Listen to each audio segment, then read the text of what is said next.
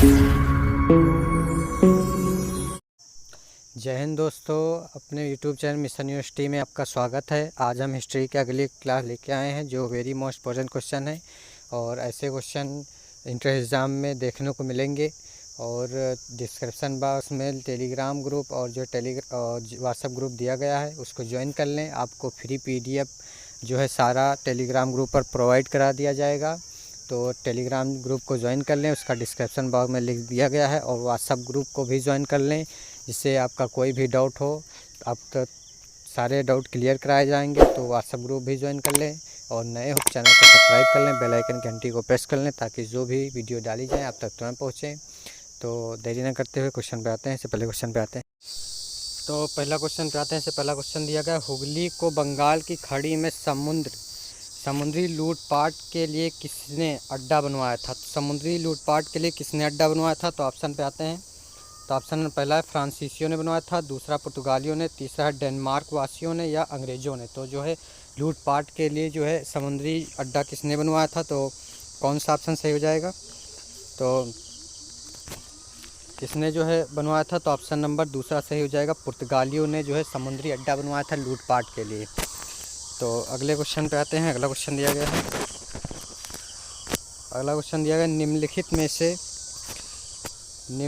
में से कौन नील जल योजना ब्लू वाटर नीति से संबंधित है? तो ब्लू जल योजना संबंधित है। तो ऑप्शन पाते हैं। ऑप्शन पहला अल्बुकर्क, दूसरा डी अल्मेडा, तीसरा है डिप्ले, चौथा है रॉबर्ट क्लाइव। तो कौन जो है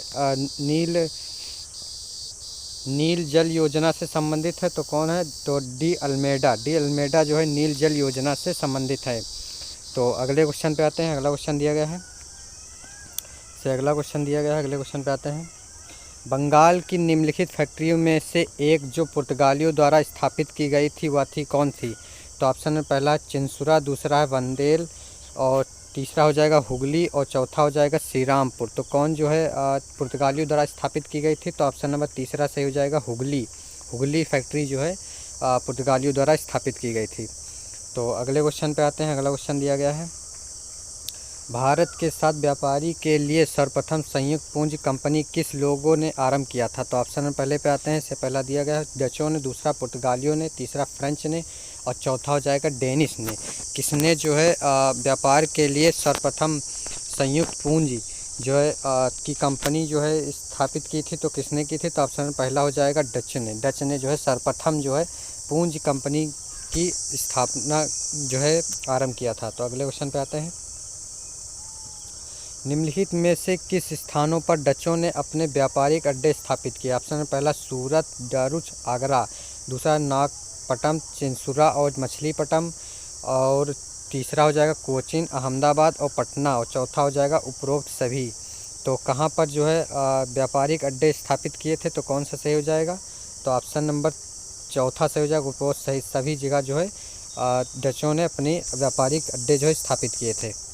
तो अगले क्वेश्चन पे आते हैं। अगला क्वेश्चन दिया गया है, डच के लोगों द्वारा भारत में व्यापारी के लिए किन बंदरगाह का प्रयोग किया गया था? तो ऑप्शन पहला मछलीपट्टनम, दूसरा पुलिकट, तीसरा हो जाएगा नागपट्टनम और ये सभी। तो किन बंदरगाहों का प्रयोग किया था? तो ये सभी जो मछलीपट्टनम में भी, पुलिकट में और नागापट्टनम में भी जो है बंदरगाह का उपयोग किया गया था। तो अगले क्वेश्चन पे आते हैं। अगला क्वेश्चन दिया गया है, बंगाल में किस में से कौन सा कारखाना डचों ने स्थापित किया था? तो ऑप्शन में पहला हो जाएगा चिंसुरा, दूसरा बंदेल, तीसरा हुगली, चौथा श्रीरामपुर। तो किस में डचों ने स्थापित किया था? तीसरा से हो जाएगा हुगली ने स्थापित किया था। तो अगले क्वेश्चन पे आते हैं। अगला क्वेश्चन दिया गया है, सुप्रसिद्ध उर्दू शायर मिर्ज़ा गलीफ का मूल निवासी था। तो मिर्ज़ा गलीफ का मूल निवासी कौन सा हो जाएगा? तो ऑप्शन में पहला है दिया गया दिल्ली, दूसरा आगरा, तीसरा जो लाहौर और चौथा हो जाएगा कानपुर, लखनऊ। तो कौन सा सही हो जाएगा? जो है शायर जो है उर्दू शायर जो है मूल निवासी हैं, तो कौन सा सही हो जाएगा? आगरा में जो है मूल निवासी है, आगरा के निवासी हैं। तो बी ऑप्शन सही हो जाएगा। तो अगले क्वेश्चन पे आते हैं। अगला क्वेश्चन दिया गया है, निम्नलिखित में से किस शासक ने उर्दू को राजकीय संरक्षण प्रदान किया था? किस शासक ने? ऑप्शन पहला है जहांगीर ने, दूसरा शाहजहां ने, तीसरा औरंगजेब ने, चौथा मोहम्मद शाह ने, किसने जो है उर्दू राजकीय संरक्षण प्रदान किया था? तो ऑप्शन नंबर चौथा सही हो जाएगा, मोहम्मद शाह ने उर्दू राजकीय संरक्षण प्रदान किया था। तो अगले क्वेश्चन पे आते हैं। अगला क्वेश्चन दिया गया है, निम्नलिखित में से किस औरंगजेब के उत्तराधिकारी का शासन सबसे कम था? तो पहला हो जाएगा जहांगीर शाह, दूसरा बहादुर शाह, तीसरा हो जाएगा मोहम्मद शाह, चौथा अहमद शाह। तो किसका जो है उत्तराधिकारी जो है शासन सबसे कम हुआ? तो ऑप्शन में पहला सही हो जाएगा, जहांगीर शाह का जो है शासन सबसे कम हुआ है। तो अगले क्वेश्चन पे आते हैं। अगला क्वेश्चन दिया गया है, मुगल साम्राज्य के पतन के लिए जागीर संकट के सिद्धांत को प्रतिपादित करने वाले प्रथम इतिहासकार थे? तो कौन से सही हो जाएगा? कौन सा ऑप्शन? पहला है J.F. रिचर्ड्स, दूसरा हो जाएगा इरफान हबीब, तीसरा हो जाएगा W.H. मोरलैंड, चौथा हो जाएगा सतीश चंद्र। तो कौन सा ऑप्शन सही हो जाएगा? चौथा ऑप्शन सही हो जाएगा, सतीश चंद्र जो है इतिहासकार सिद्धांत को प्रतिपादित करने वाले प्रथम इतिहासकार थे। तो अगले क्वेश्चन पे आते हैं। अगला क्वेश्चन दिया गया है,